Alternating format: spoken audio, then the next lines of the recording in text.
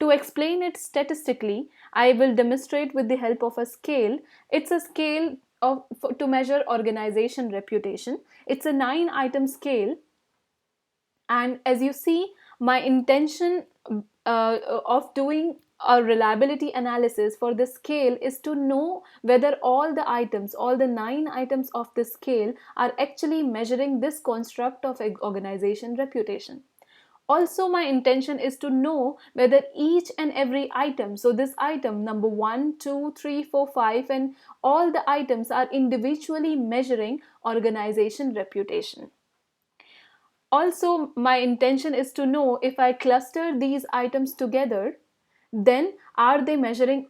Maybe if I make a group of 1, 2, 3, and 4 together, and 5 and 6 in the second group, and 7, 8, 9 in the third group, then all these three groups should also measure organization reputation. So now what we get out of a reliability analysis, we get a coefficient called Cronbach's alpha. What we expect from this coefficient is it should be closer to 1. It is never more than 1, but it should be very close to 1. Generally, a coefficient of more than or equal to 0.8 is quite acceptable, and it is considered very good Cronbach alpha. And if a scale has that coefficient, that Cronbach alpha, that means the scale is reliable enough. However, in the field of social science, we also accept a Cronbach alpha which is equal to or more than 0.7, because the social science constructs are rather more diverse and more complicated. Now I'll be telling you how you can do a reliability analysis using SPSS. So these are this is my data, and in this I can see that question 1 6, 1 to 6, 9 are the 9 items to measure the organization reputation. So how I can do a reliability analysis here? I have to go to analyze, then I have to go to scale, then reliability analysis, and then here in this section of items I have to just load this scale, all the items of this scale on this block. So that was question 6 and all the 9 items of this question 6. This is the same scale I showed you, which is used to measure organization reputation, the 9-item scale. So I have it here, and then I'm going to just select all the 9 items, and then I'm going to transfer it here, and then I have to go to statistics. I'm going to check scale items if deleted, and then correlations, and then continue, and voila. So this is the output. In this output, we are basically interested in this table, which shows the Cronbach alpha based on standardized item, which is 0.96 for this scale, which is pretty close to 1. That means this scale is very good. So it's kind of very reliable because the Cronbach alpha is near to 1. But we also have to check this table. For the ease of understanding, I have pasted these two tables in my presentation.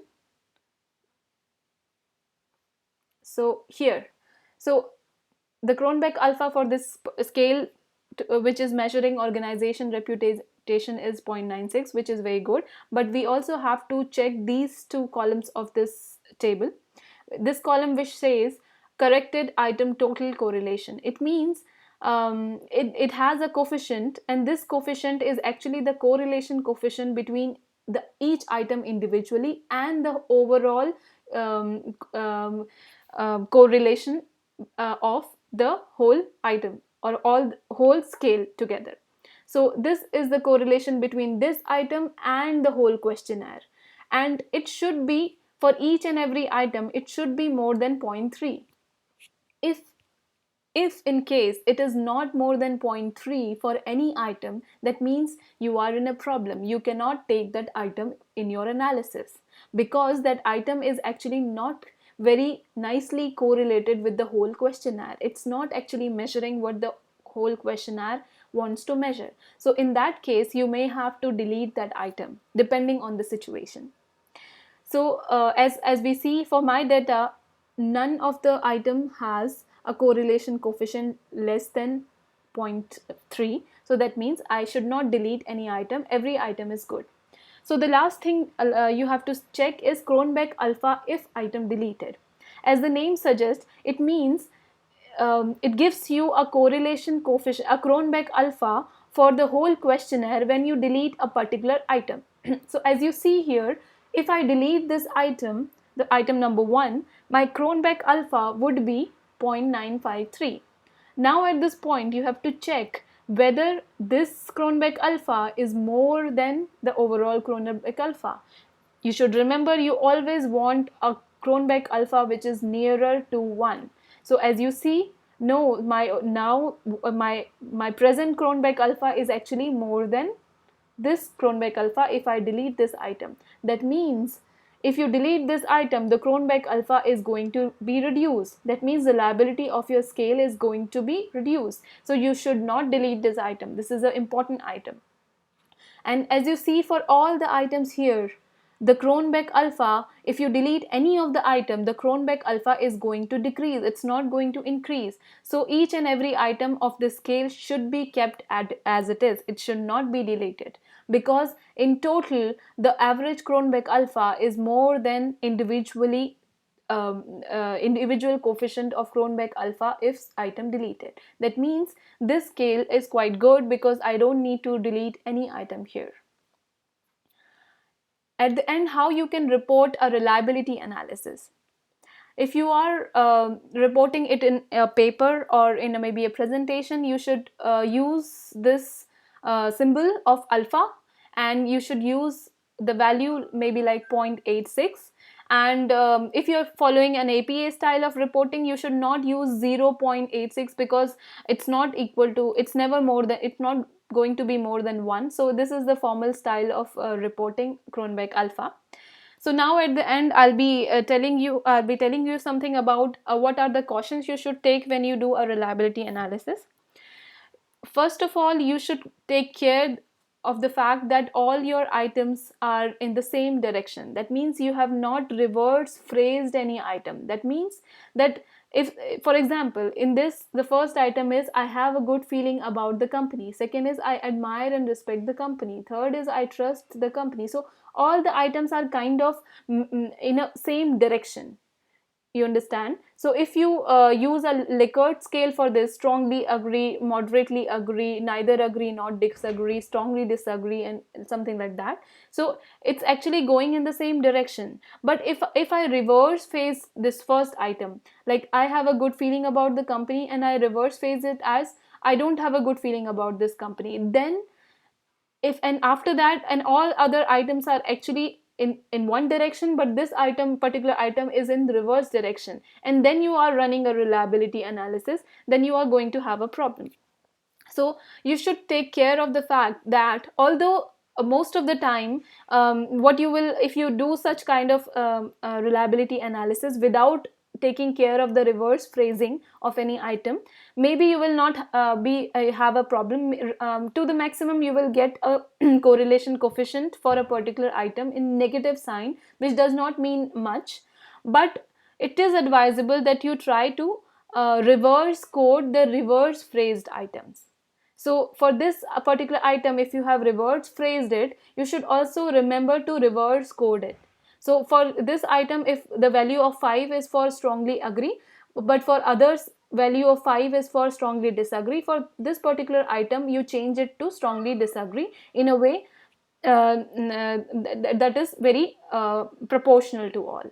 So you have to take care of it. Second thing is, if a particular scale which has like 50 items and another scale which has only 5 items, they have equal Cronbach alpha, it does not mean that they are equally reliable, because you should remember that the value of Cronbach alpha is dependent on number of items. So actually it is advisable that you always complement or supplement your reporting of reliability analysis along with factor analysis, which is another check for reliability of a scale or the construction of a scale. I'll be covering that in another video. So now the third thing you should be cautious about it.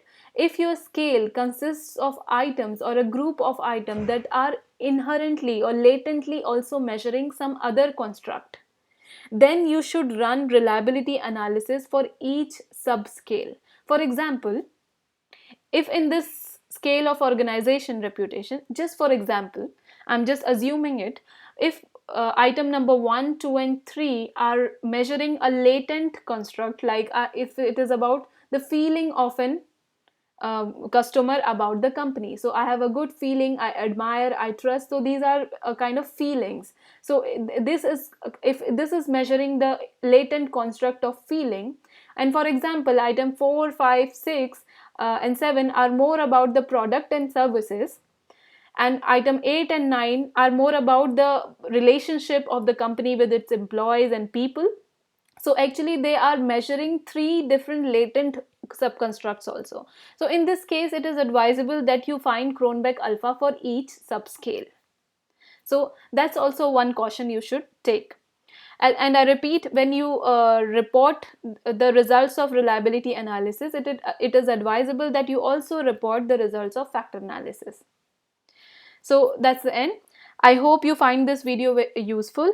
All the very best for your analysis. This is Goldie Tiwari. Thank you.